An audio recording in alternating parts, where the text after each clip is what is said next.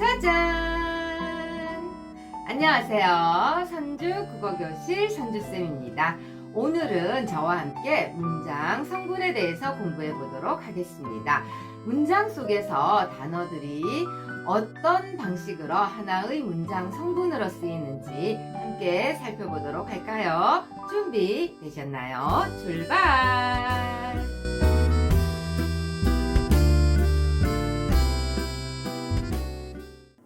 문장 성분을 공부하기 위해서는 먼저 문장의 개념부터 알아야겠지요. 문장이라 하면 우리의 생각이나 감정을 완결된 내용으로 나타내는 최소의 언어 형식이다. 이렇게 아시면 됩니다. 의미상 문장은 완결된 내용을 갖추어야 하고요. 형식상 완결 표지가 있어야 해요. 예를 한번 들어볼게요. 우리가 다 같이 중화요리집을 갔어요. 뭐 먹을래? 했을 때 어떤 사람은 짬뽕 하고 말을 해요. 이 사람은 지금 뭘 생략했어요?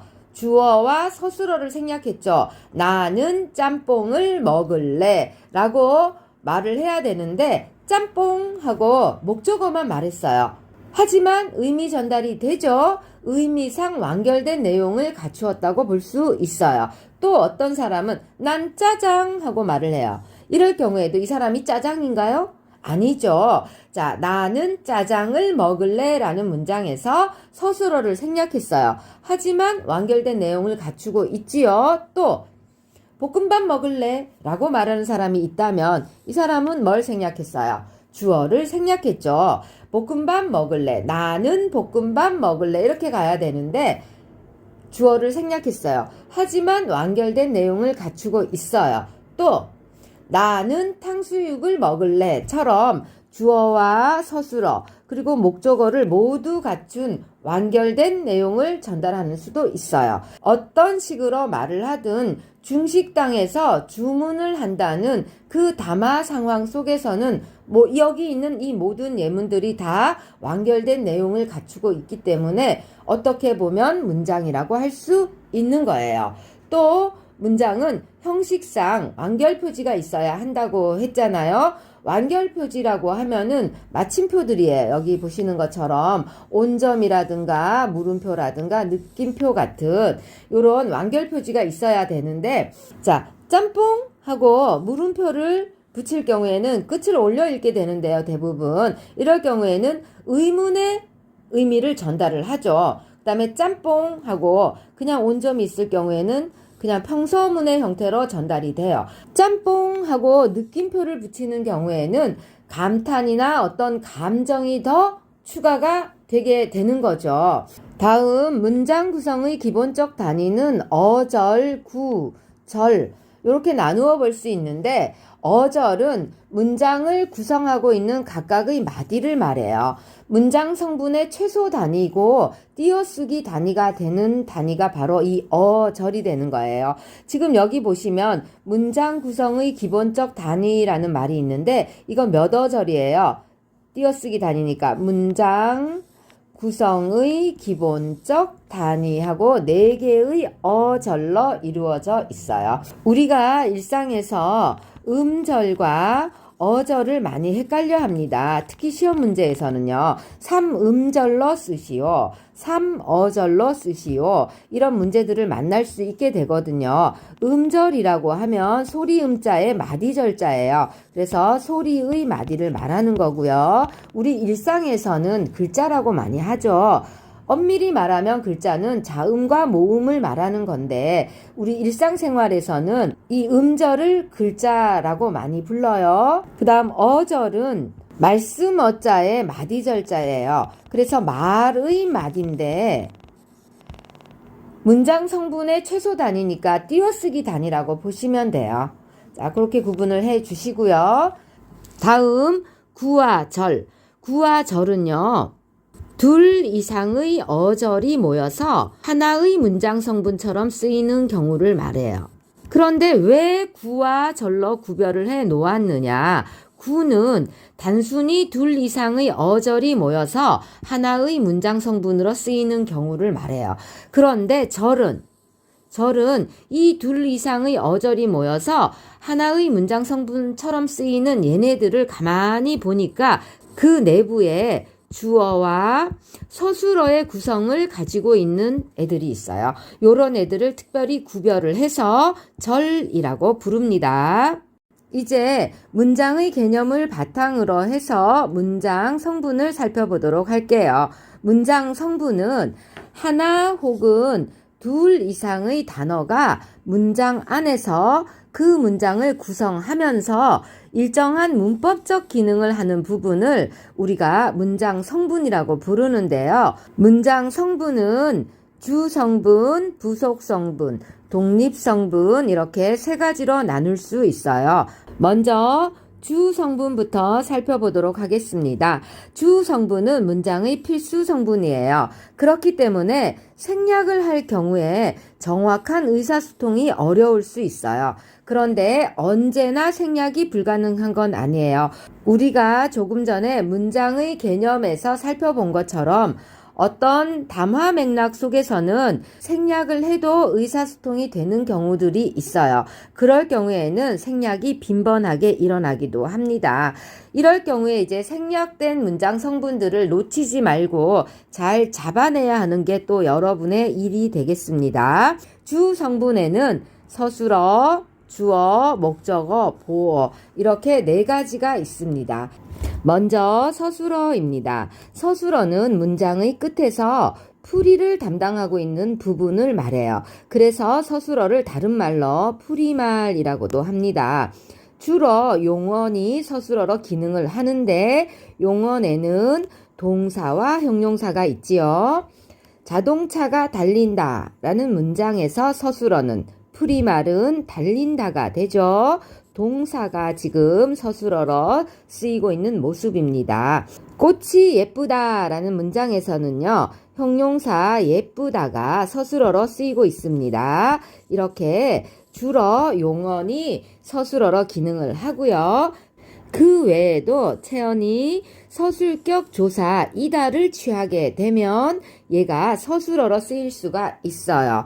그의 꿈은 선생님이다 라는 문장에서 풀이말은요. 그렇죠. 선생님이다가 풀이말이 되는데 선생님이라는 체언 뒤에 이다 라는 서술격 조사가 붙음으로써 선생님이라는 체언이 지금 서술어로 기능을 하고 있습니다. 그 다음 가변어가 명사형을 취하면 이 경우는 체언과 같은 대우를 해줘요. 그래서 서술격 조사 이다를 취할 수 있게 되는데요. 가변어에는 뭐가 있었어요? 용언과 서술격 조사 이다가 있었죠. 이 용언이나 서술격 조사 이다가 명사형을 취하게 될 경우에는 체언과 같은 대우를 해주는데 어떻게 하면 명사형을 취할 수 있느냐? 용언이나 서술격 조사 이다의 어간에 명사형 전성 어미를 취하면요. 이 경우에 명사처럼 체언처럼 대우를 합니다. 그래서 체언처럼 다양한 격조사를 취해서 다양한 문장 성분으로 기능을 할 수 있게 되는 거예요. 이때 또 주의하셔야 될 사항이 있는데 용언이나 서술격 조사이다가 명사형 전성 어미를 취해서 체언처럼 쓰인다 하더라도 품사는 바뀌지 않아요. 명사형뿐만 아니라 관형사형도 마찬가지고 부사형도 마찬가지예요. 얘네들의 품사는 바뀌지 않고요. 명사형 전성어미를 취해서 명사처럼, 관형사형 전성어미를 취해서 관형사처럼, 부사형 전성어미를 취해서 부사처럼 쓰일 뿐이에요. 남학생들만 있는 학교에서 이번 축제에 로미오와 줄리엣이라는 연극을 무대에 올릴 거예요. 이럴 때 줄리엣의 역할을 해줄 사람이 필요한데 여선생님들이 모두 바빠서 불가능하대요. 그럼 어떻게 해야 돼요? 우리 반 친구들 중에서 누구 하나가 줄리엣의 역할을 맡아야 되겠죠. 이 친구가 줄리엣의 역할을 하기 위해서는 여장을 하고 드레스를 입고 화장을 하고 뭐 이런 식으로 여장을 해서 여성의 역할을 하게 될 거예요. 줄리엣의 역할을 하게 될 거예요. 그렇다 해서 이 친구의 품사가 바뀌나요? 안 바뀌겠죠. 이 친구는 여전히 남성 혹은 남자라는 품사를 유지하게 되는 거죠. 이것처럼 마찬가지예요. 가변어가 명사형을 취하든 관형사형을 취하든 부사형을 취하든 이 가변어의 품사는 바뀌지 않는 거예요. 잘 기억해 두세요. 예문을 볼까요? 그의 목표는 자동차 구입하기이다 라는 문장에서 풀이말은요. 그렇죠. 여기 있는 구입하기이다가 풀이말이 되는데 구입하다 라는 동사 어간에 뭐가 붙었어요? 명사형 전성어미 기가 붙은 거예요. 그래서 뭐처럼? 체언처럼 쓰인 거예요. 그렇기 때문에 여기 뒤에 서술격 조사 이다를 취했습니다. 그래서 풀이말로 쓰이고 있는 모습입니다. 자, 가변어의 명사형은요, 체언과 같은 대우를 해준다고 했으니까 여러분은 서술어가 될 수 있는 경우를 용언이 주로 서술어로 쓰인다. 그리고 체언이 서술격 조사를 취하면 서술어로 쓰인다 정도를 기억하시고 가변어의 명사형은 체언과 같은 대우를 해준다 정도의 개념을 머릿속에 탁 집어넣고 있으면 되겠죠. 그런데 이 경우에 서술격 조사이다는요, 생략을 해도 의사소통에 문제가 없는 경우들이 많아요. 한번 생략을 해볼까요? 그의 꿈은 선생님 하고 말해도 이때 선생님이라는 말이 문장의 끝에서 여전히 서술어로 쓰이고 있는데 그 이유는 서술격 조사이다가 생략이 되었다 하더라도 그 격의 기운이 남아있기 때문이에요. 격조사는 파워가 세요. 그래서 생략이 된다 하더라도 그 자리에 그 힘을 여전히 유지하는 거예요. 가변어의 명사형도 그러면 마찬가지겠죠. 그의 목표는 자동차 구입하기. 이렇게 해도 구입하기가 문장 끝에서 풀이말로 기능할 수 있게 되는 거지요.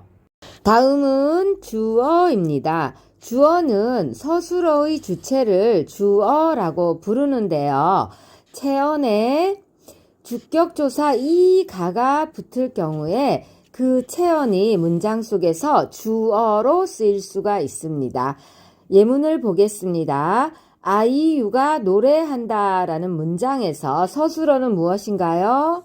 그렇죠. 노래한다가 서술어예요. 누가 노래하나요? 아이유가 노래하죠. 이 문장 속에서 아이유라는 체언 중에서도 뭐인가요? 고유명사가 되겠죠. 아이유라는 고유명사가 주어로 쓰이고 있어요. 어떻게 주어로 쓰일 수 있느냐? 주격조사 가를 취했기 때문이죠. 하나 더 볼까요? 정혜인이 달린다 라는 문장에서 서술어는요. 그렇죠. 달린다가 서술어가 될 거예요. 누가 달립니까?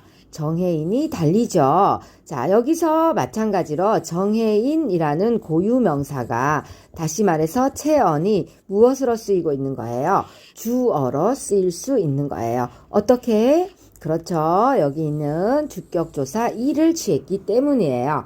자, 다음은 가변어가 명사형을 취하면 이럴 때도 주격조사 이 가를 취할 수 있어요. 왜냐하면 가변어의 명사형은 무엇과 같은 대우를 해준다고요?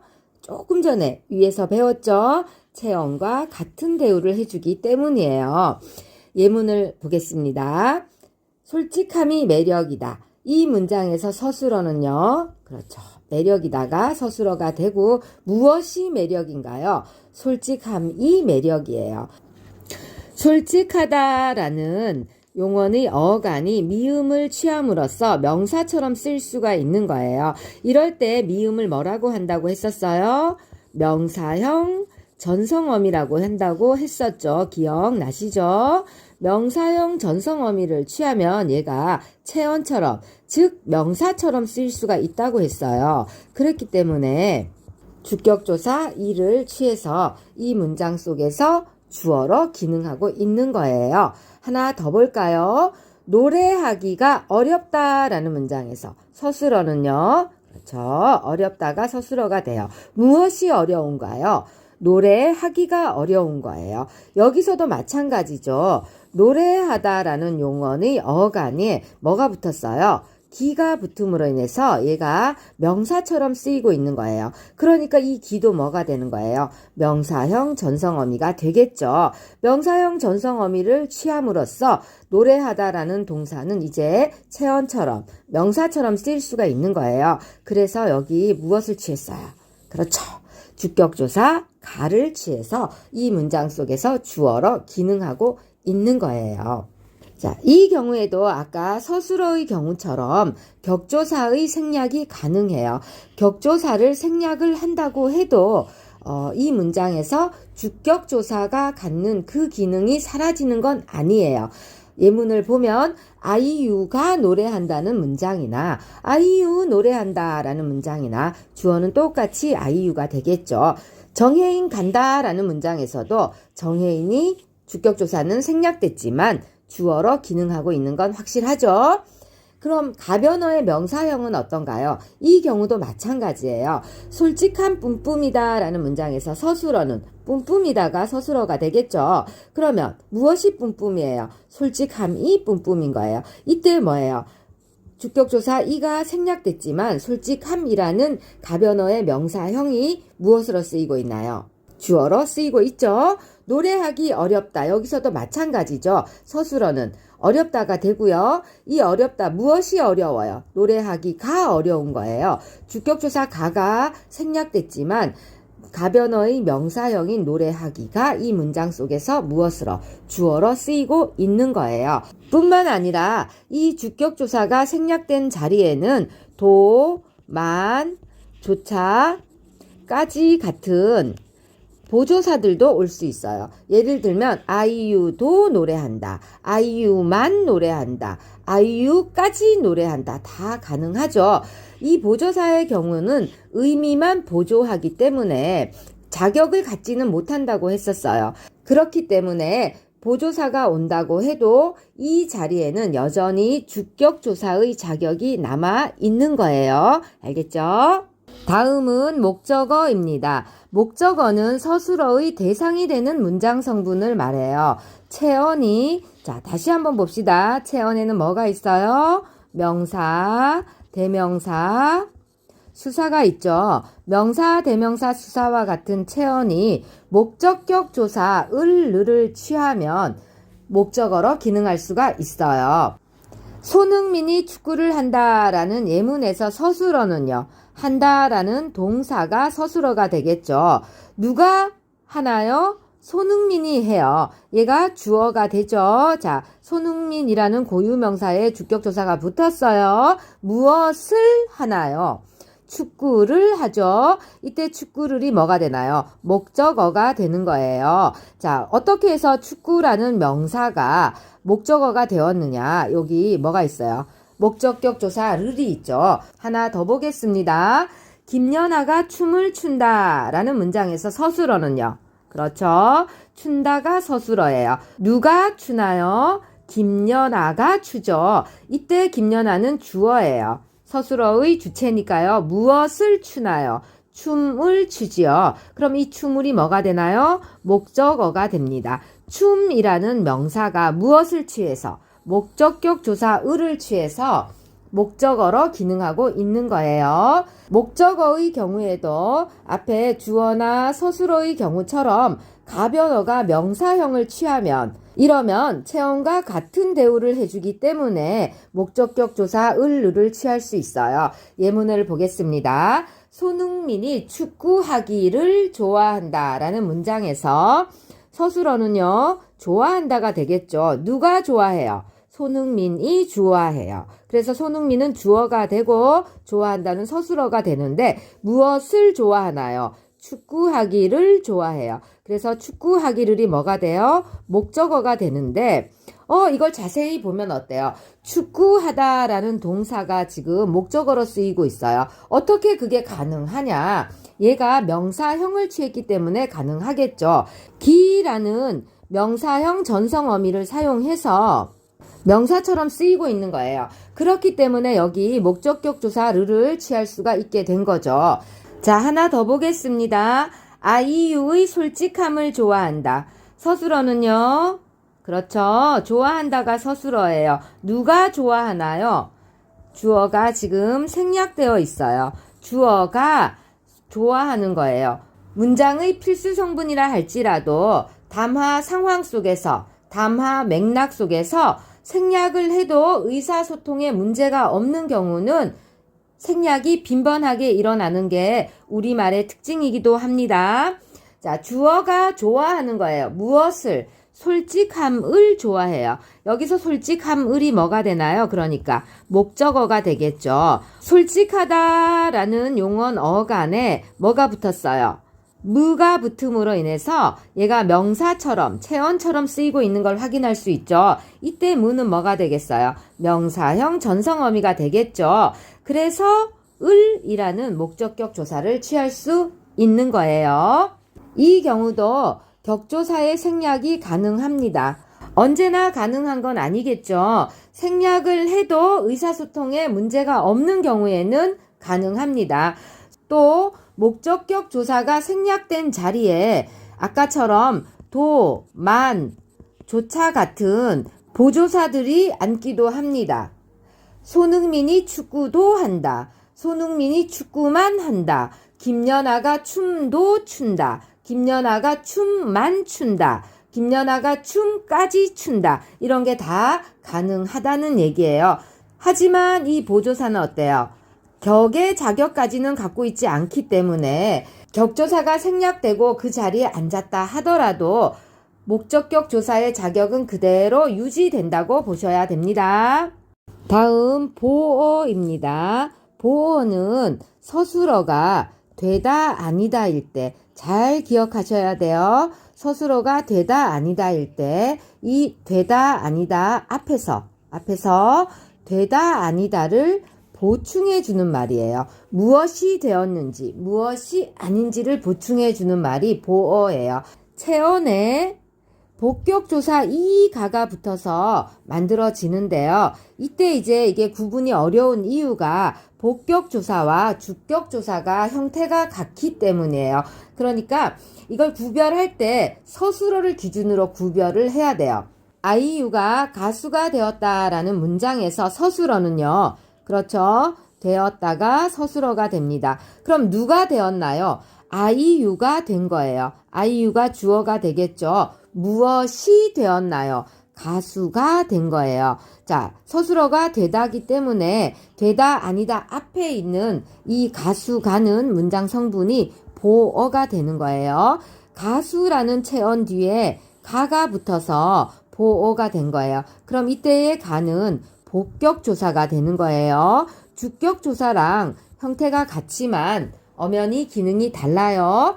우리말에서는요, 이 문장의 주 성분인 주어의 생략이 빈번하기 때문에 가수가 되었다라고 딱 나왔을 때 많은 사람들이 가수가 주어고 되었다가 서술어다 이렇게 착각을 하고는 해요. 하지만 우리는 공부하는 학생이니까 생략된 성분도 잘 찾아내야 되는 겁니다. 손흥민이 가수가 아니다 라는 문장에서는 서술어가, 그렇죠. 아니다가 서술어가 되겠죠.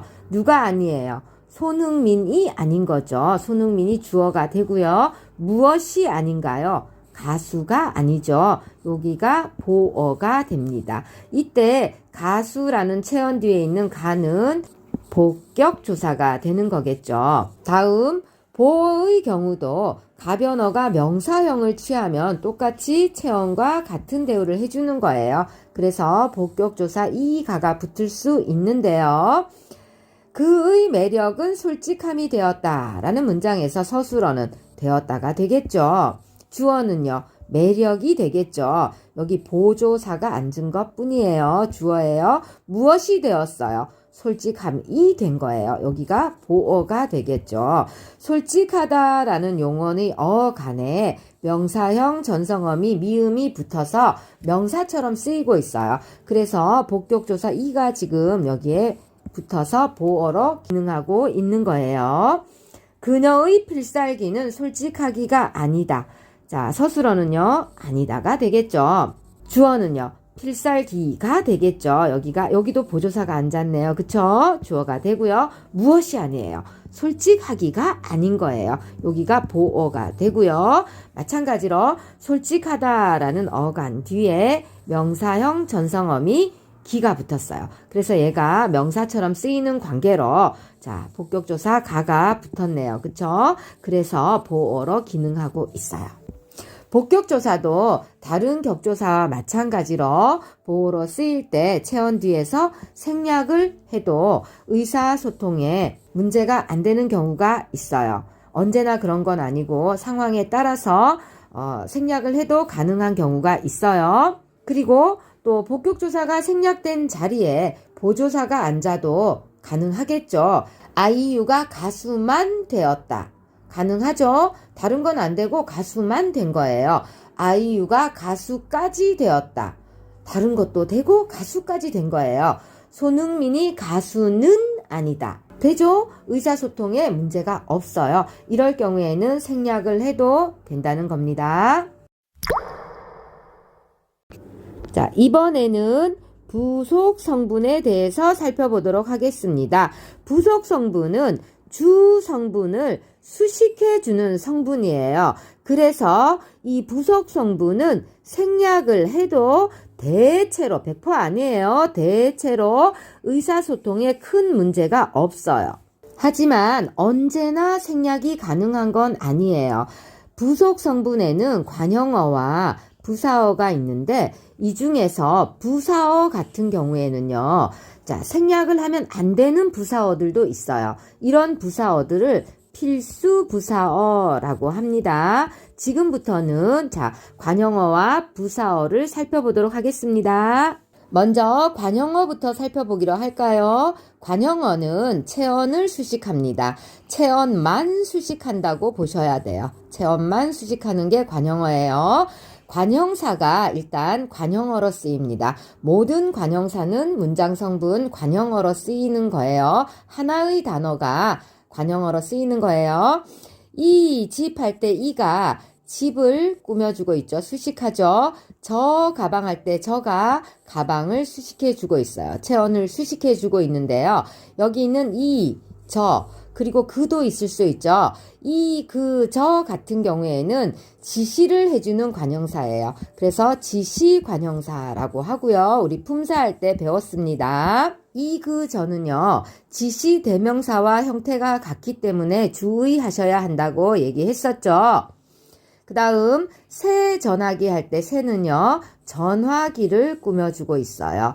자, 헌 컴퓨터 할 때 헌은요. 컴퓨터를 꾸며주고 있죠. 이때 새나 헌처럼 뒤에 오는 체언의 어떤 성질이나 상태를 나타내주는 애들. 얘네들은 성상 관형사라 했던 거 기억하실 거예요.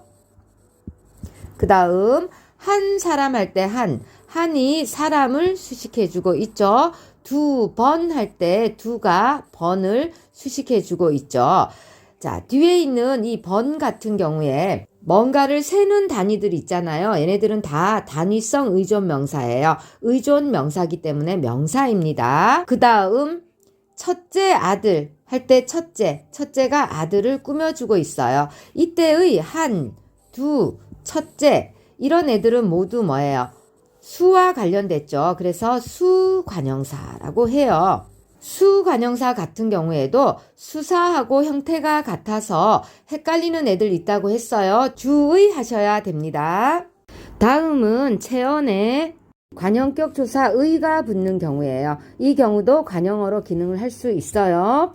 집의 마당 할 때 마당은 마당인데 어떤 마당인가요? 집의 마당이 되는 거죠. 자, 집이라는 체언 뒤에 관형격 조사 의가 붙어서 관형어로 기능하고 있습니다.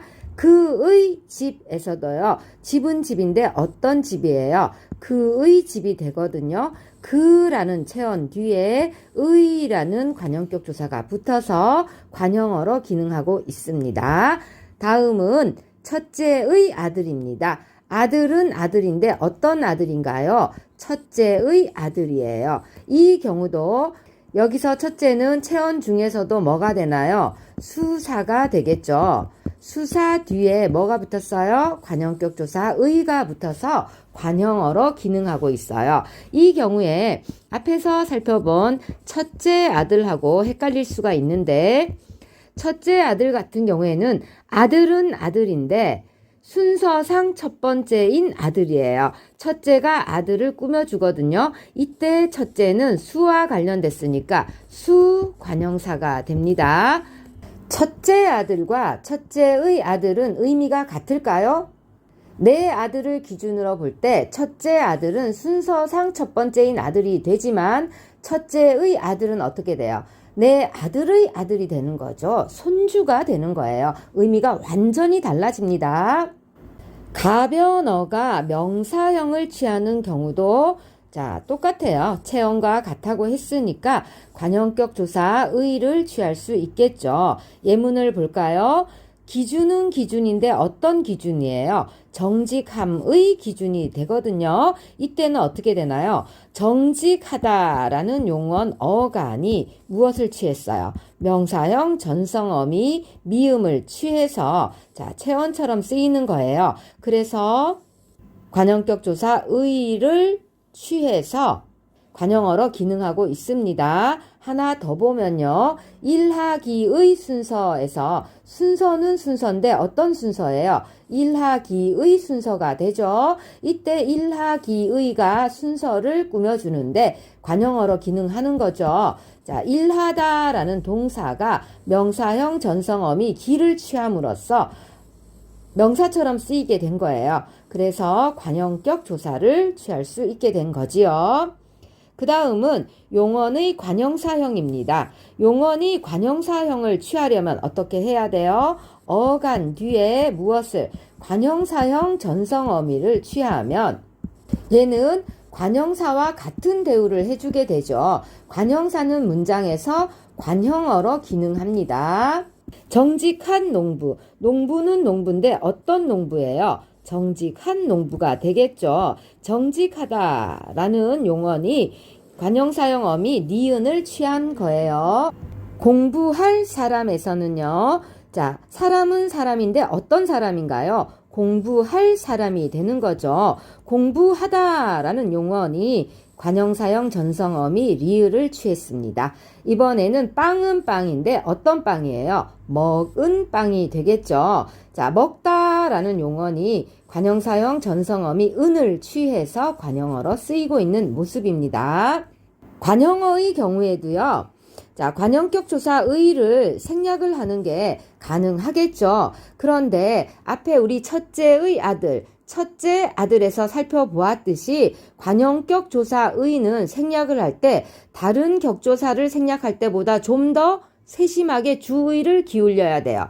예를 한번 더 볼게요. 여자친구하고 여자의 친구는 어때요? 의미가 완전히 다르죠. 이 경우에 의를 생략할 경우에 대단히 중요한 실수를 할 수도 있게 되는 거예요. 큰일 나겠죠. 그래서 의를 생략할 때는 특별히 더 세심한 주의를 기울여야 합니다. 다음은 부사어를 살펴보도록 할게요. 부사어는요. 체언 외의 것이나 문장 전체를 수식해요. 그리고 단어와 문장을 이어주기도 해요. 여기서 체언 외의 것을 수식한다고 하면 용언과 수식언을 이루는 말이겠죠. 단어를 우리가 기능에 따라 분류했을 때 어떻게 나눌 수 있었어요?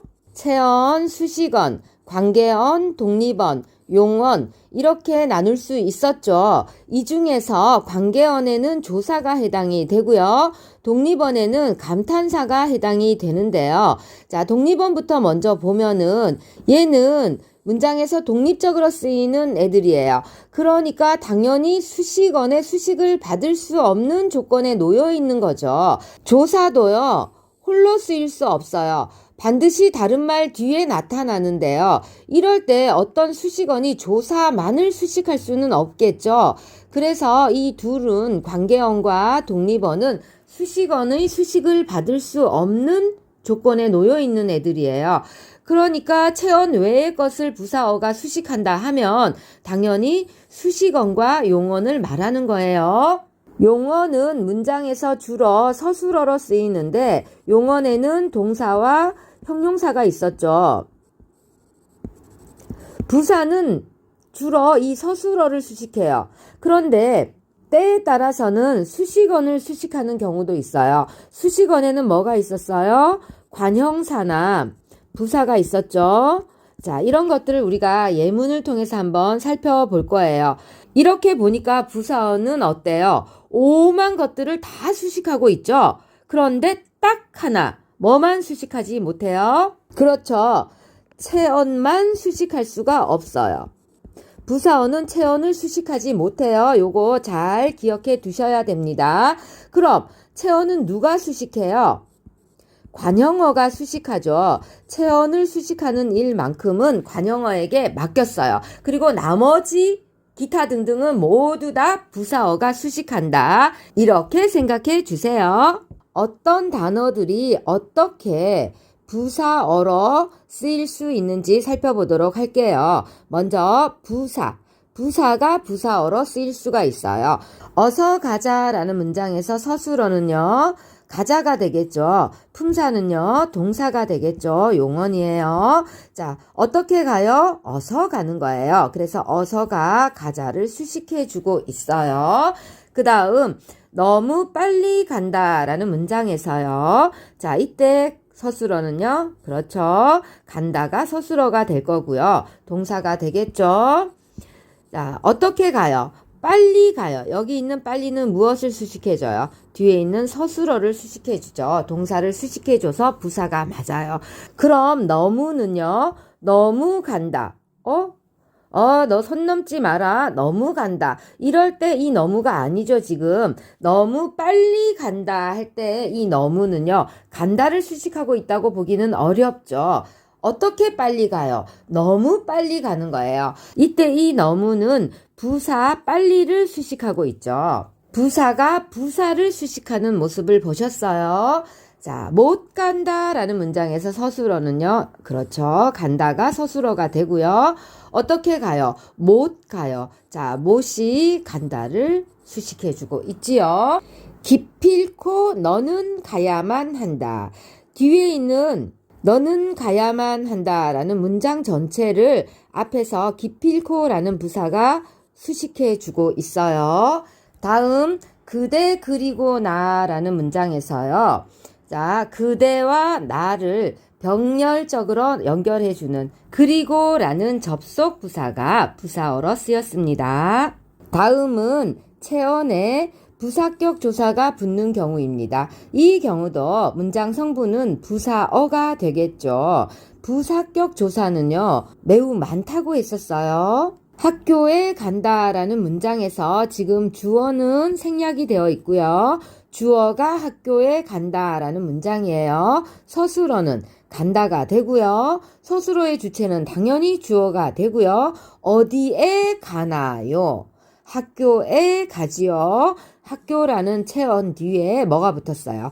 에라는 부사격 조사가 붙었습니다. 이렇게 부사격 조사가 붙으면 앞에 있는 체언을 부사어로 기능할 수 있게 해주는 거예요. 그 다음 주어가 여기도 주어가 생략됐어요. 주어가 그에게 주었어요. 서술어는 주었다가 되고요. 누구에게 주었어요? 그에게 주었어요. 그에게가 주었다를 수식해 주죠. 그라는 체언 뒤에 에게라는 부사격 조사가 붙어서 그라는 체언이 부사어로 쓰이고 있는 모습입니다. 그 다음 둘째에게 보냈다라는 문장에서 서술어는 보냈다가 되겠죠. 누구에게 보냈나요? 둘째에게 보냈어요. 이 경우에 자 둘째라는 체언에 에게라는 부사격 조사가 붙은 경우가 되겠죠. 다음 가변어가 명사형을 취했을 때 이거 너무 많이 나와서 이제 머릿속에 들어갔을 것 같은데요. 가변어가 명사형을 취하면 체언이라고 했죠. 체언과 같은 대우를 한다고 했어요. 그래서 부사격 조사를 취할 수 있어요. 예문 볼까요? 영수가 가기로 했다라는 문장에서 서술어는 했다가 되겠죠. 얘가 서술어가 되고 누가 했어요? 영수가 했어요. 여기가 주어가 되고요. 어떻게 했어요? 가기로 했어요. 그런데 가만히 보면은 이거 지금 뭐예요? 가다라는 용언의 어간에 뭐가 붙었어요? 명사형 전성어미가 붙었어요. 그래서 뭐처럼? 체언처럼 명사처럼 쓰일 수 있다고 얘기를 했죠. 그래서 어떻게 된 거예요? 명사처럼 여기 부사격 조사를 취하게 된 거예요. 부사어로 기능을 한 경우가 되겠죠. 가변어의 명사형이 지금 부사어로 기능하고 있는 모습이에요. 그 다음 그가 은퇴했음으로 밝혀졌다 이랬을 때 밝혀졌다가 서술어가 되고요. 무엇으로 밝혀졌어요? 은퇴했음으로 밝혀졌어요. 은퇴하다라는 용언 어간에 명사형 전성어미 음이 붙은 거예요. 그래서 뭐처럼? 체언처럼 쓰인 거예요. 그렇기 때문에 부사격 조사 을어를 취할 수 있게 된 거예요. 체언에 부사격 조사가 붙는 경우, 가변어의 명사형에 부사격 조사가 붙는 경우, 이 경우도 다른 경우들과 마찬가지로 격조사의 생략이 가능해요. 그런데 항상 명심해야 될 게 있어요. 100%가 아니에요. 언제나 늘 항상 그런 건 아니에요. 문맥과 상황에 따라서 생략을 해도 문제가 없을 때, 이럴 때 생략을 해도 가능해요. 뿐만 아니라 보조사를 활용할 수도 있어요. 보조사는 나타나는 자리가 자유롭다고 했어요. 격조사를 밀어내고 그 자리에 앉기도 하고, 격조사 앞에 나타나기도 하고, 격조사 뒤에 나타나기도 해요. 부사격 조사가 붙어서 부사어를 만드는 경우에도 다른 경우들과 마찬가지로 보조사를 활용해도 됩니다. 마지막으로 용언이 부사형을 취할 경우, 이 경우도 부사어로 쓰일 수가 있겠죠. 용언이 부사형을 취하려면 어떻게 하면 되나요? 용언의 어간 뒤에 부사형 전성어미를 취하면, 그러면 뭐처럼? 부사처럼 대우를 하는 거예요. 부사는 문장에서 뭐로 쓰이니까 부사어로 기능하지요. 앞에서도 말씀드렸지만 용언이 활용을 할 때 품사는 변하지 않습니다. 잘 기억하세요. 손흥민이 빠르게 달린다라는 문장에서 서술어는요. 달린다가 되겠죠. 누가 달려요? 손흥민이 달려요. 여기가 주어가 되고요. 어떻게 달리나요? 빠르게 달리죠. 이때 빠르게는요. 용언인 달린다를 꾸며주기 때문에 부사어가 되는데 가만히 보면 빠르다라는 기본적인 의미를 그대로 유지하고 있어요. 빠르다, 빠르고 빠르니 빠르면, 빠르게 이렇게 활용을 하잖아요. 자, 이럴 때 어간 빠르에 뭐가 붙었어요? 부사형 전성어미 개가 붙어서 지금 뭘로? 부사어로 기능을 하고 있는 거예요. 이때 품사는 형용사가 되겠죠. 그래서 얘를 따로 형용사의 부사형이라고도 부릅니다. 매화가 예쁘게 피었다라는 문장에서는 서술어가 피었다가 되겠죠. 무엇이 피었어요? 매화가 피었어요. 매화가 주어가 되고요. 어떻게 피었나요? 예쁘게 피었죠. 이 경우도 예쁘다, 예쁘고, 예쁘게, 예쁘면 이렇게 활용을 하죠. 그래서 예쁘다의 어간에 뭐가 붙었어요? 부사형 전성어미 개가 붙어서 지금 부사어로 쓰이고 있어요. 품사는 바뀌지 않죠. 이 경우도 형용사의 부사형이라고도 합니다. 이제 마지막으로 독립성분을 하겠습니다. 독립성분은 독립적으로 쓰이는 문장 성분이에요.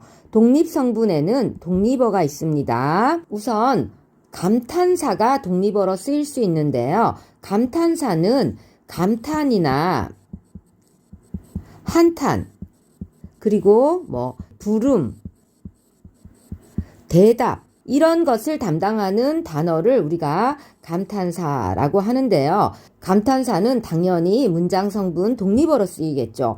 오, 아름다워라. 자, 여기 지금 반점이 쓰였어요. 이봐, 반가워.